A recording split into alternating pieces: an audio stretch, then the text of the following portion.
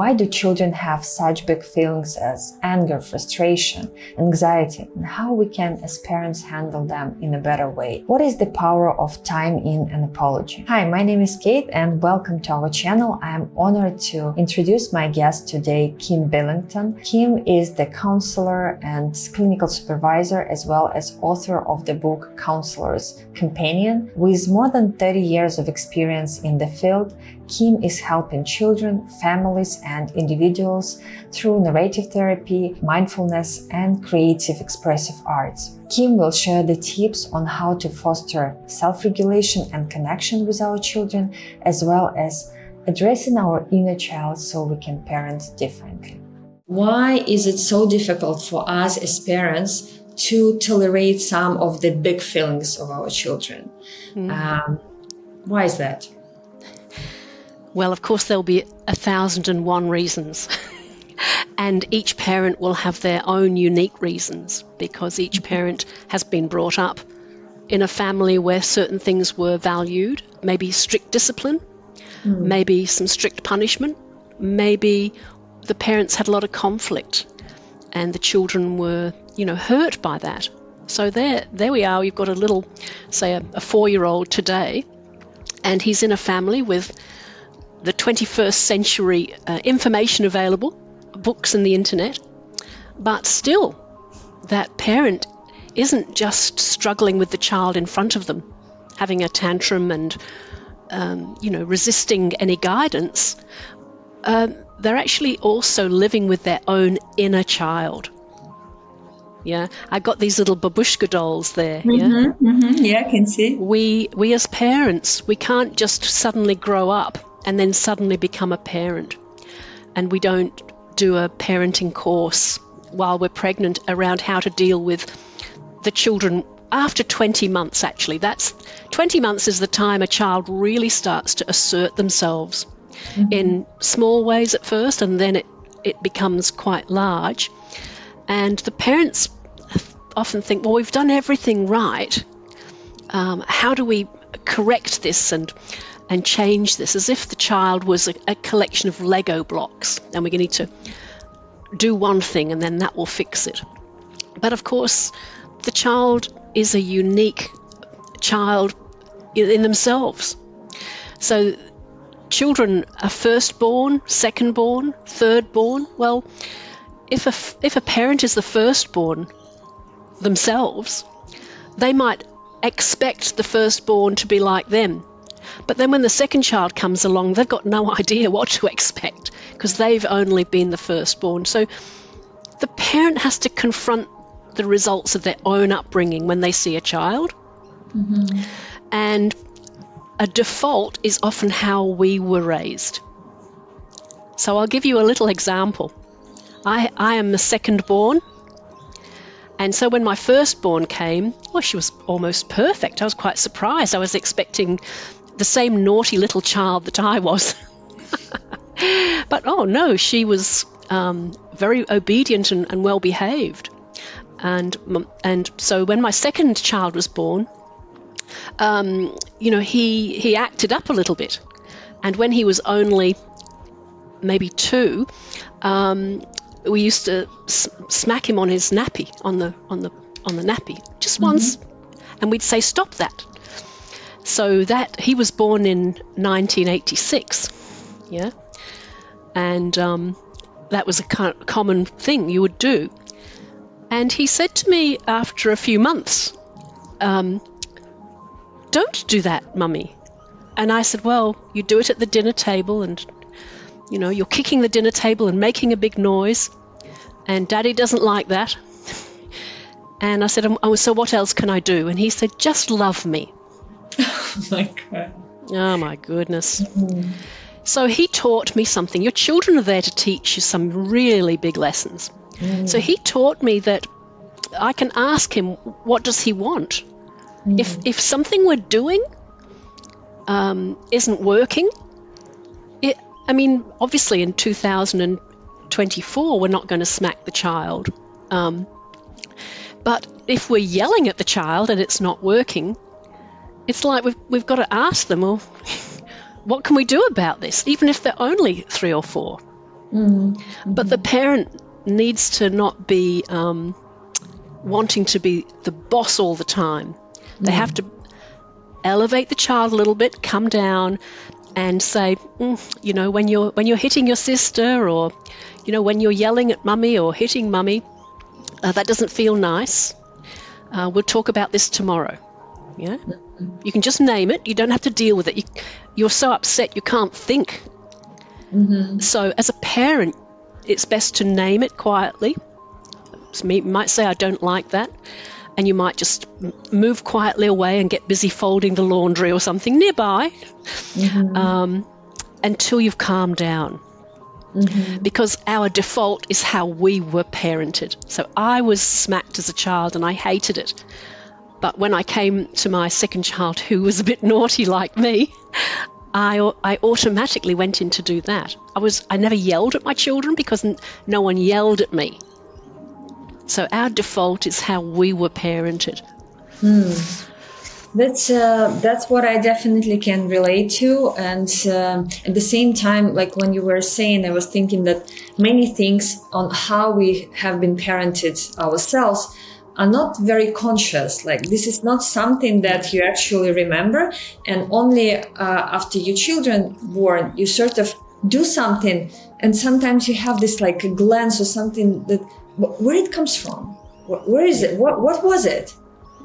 This kind of feeling. And from your perspective, what would be helpful for parents? What kind of mindset or behavior? You already mentioned some, like, for example, making a pause, get away from the heat of the moment, let's say. But what mindset maybe we could incorporate to, understand this? Yeah, and the thing is, a parent is simply a human that looks a bit taller, but they've got one thing up here, and it's the front cortex. This part of the brain is only developed after the age of 25. So we've got that part developed, but the moment we have a heightened emotional response to something the child does, literally we flip the lid. Dan Siegel has a little hand gesture where he says you can flip your lid, and then this front cortex just goes offline. And you see your child do something, and you no longer have access to your front cortex. So when your child's doing something that they probably always do, or they don't want to go to bed, or whatever, just remember you're the adult. You've got all these years of experience. And you can have access to this part, which can help calm you down. So if you need to take a breath, the strategies are numerous. If you need to take a breath, do what works for you. Sometimes you can, I used to look into my pockets and go, I've run out of patience. So I'm not yelling at the child. I'm showing my own frustration at life. And I remember in this age bracket also, I used to put my hands on my hips and say, I didn't look at the child directly. I'd go, it's just as well I love you. Yeah. So if you can find a mantra that's playful, that is a circuit breaker. It stops things escalating, because if you respond like that, the child's going to go, woohoo, okay, it's on. Silence is also good. The other thing you can do is say, oh, I'd better not look at that. I mean, just say they're drawing on the table and you can wipe the table down afterwards. You don't really want them to use the texture on the table, but you've cleaned it before and it's worked before. You've told them not to do this, and you're getting upset. So you can say, oh, I'd better not look at that. The child knows that they're not supposed to. Children, it's not that they're attention seeking, but they're connection seeking. So there's a little phrase that if there's a problem, change the environment. Don't try and change the child, change the environment. So if it was the texters drawing, you normally yell, stop that, I've told you not to draw with those texters on the table. And the child screams, I will, or whatever. So when that kind of thing happens, we've all lost the plot. And in fact, the child has won the game that isn't a game, really. So the strategies of finding ways that suit you, that suit your temperament. If you're the playful kind of person, do something playful. And if you're the kind of person that falls into a depressive heat, sit there and go, oh, this is hard to cope with, But the language of the children is play, so we really can look for playful ways to respond, Yeah, that's true. I also use from time to time, like when I really feel that it's already sort of on the edge and I can say or do something that I would regret later, for sure. Of course, distancing myself from the situation is helpful, or asking for help if there is another parent in the or another adult, let's say, in the area. So I would definitely, just say to my husband, I cannot deal with this anymore. Can you just, come and help? Or, whoever is going to be around. But also sometimes just doing very silly things, like start jumping from just, I don't know, or something like that completely changed the attention of the child. And he starts to look at me like, what's happening? We completely forget the situation, and we can discuss it later. Yeah. And we so will. That's called distraction. That's quite helpful. But if it becomes your only tool in the toolbox, it means you never get to use the behavior and the emotion to learn how to get along together. Because when the child's emotionally dysregulated and upset, and you are, that's actually an opportunity to learn about yourself, the child. So distraction can be great, but again, if it's something that you're doing all the time, you end up with a child that can't handle emotions. They don't know how to talk about emotions. And so there's something called emotion coaching. I don't know if you've heard of it, Kate, but this is where we say to the child, oh, that you look upset. In fact, I'm a bit upset too. We're both upset. And, where we kind of show that compassion and name the emotion. And that's okay. I understand you're upset that Mummy has said there's no more cookies now. Two's plenty.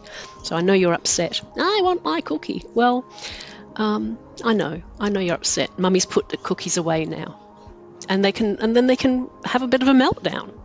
But you've said your piece, you've reinforced your boundary, you haven't punished them, and you have to tolerate them getting upset. And then in the tuning into kids, you can say, would you like a cuddle? Or what else could we do? Shall we go outside for a minute? So you've named the emotion, you're upset. And you might even say you're cross with Mummy, you're angry with Mummy. That's okay. Mummy's strong enough to hear that. Because again, the children are going to cope with bullies at school mistreating them. So if they watch you model being mistreated with compassion and strength and self-groundedness, that's a good thing. Whereas if we distract, you might end up with a child that plays the fool, So we really want the child to be comfortable to share any emotion. It's important that we show the child we can handle any emotion they throw at us. And then they'll realize that they are a good person even if they're getting upset about something.